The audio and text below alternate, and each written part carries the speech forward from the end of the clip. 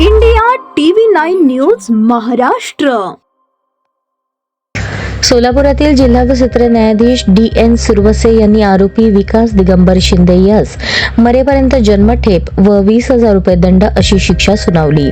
यात हकीकत अशी, जून-जुलै 2019 दरम्यान आरोपी हा 13 वर्षांच्या पीडितेस त्याच्या घरात बोलावून खाऊसाठी पैसे देतो असे म्हणून पीडितेच्या अज्ञानपणाचा गैरफायदा घेऊन तिच्यावर वेळोवेळी शारीरिक व लैंगिक अत्याचार करत होता.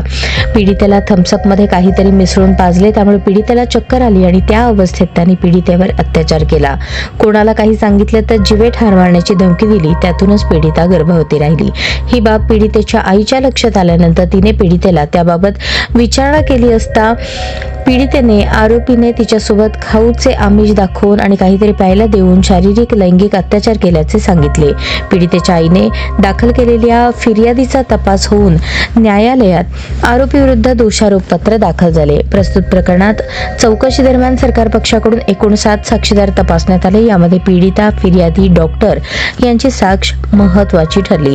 प्रस्तुत प्रकरणामध्ये DNA रिपोर्ट आणि पीडितेचे वय 13 वर्षे इतके लहान असताना आरोपीने तिच्यासोबत काहीतरी गुंगीकारक पेय देऊन अत्याचार केले असा सरकार पक्षाचा युक्तिवाद ग्राह्य धरून न्यायालयाने आरोपीस भारतीय दंडविधानच्या कलम 376(3) प्रमाणे आजन्म कारावासाची आणि 20,000 रुपये दंडाची शिक्षा सुनावली आहे. यामध्ये सरकार पक्षातर्फे सरकारी वकील प्रकाश जन्नू आणि शीतल डोके यांनी काम पाहिले. आरोपीतर्फे ॲडव्होकेट MD सोलनकर तर तपासी अंमलदार SP ताकवाले, कोर्ट पैरवी कोकणे, LPC काळे यांनी काम पाहिले.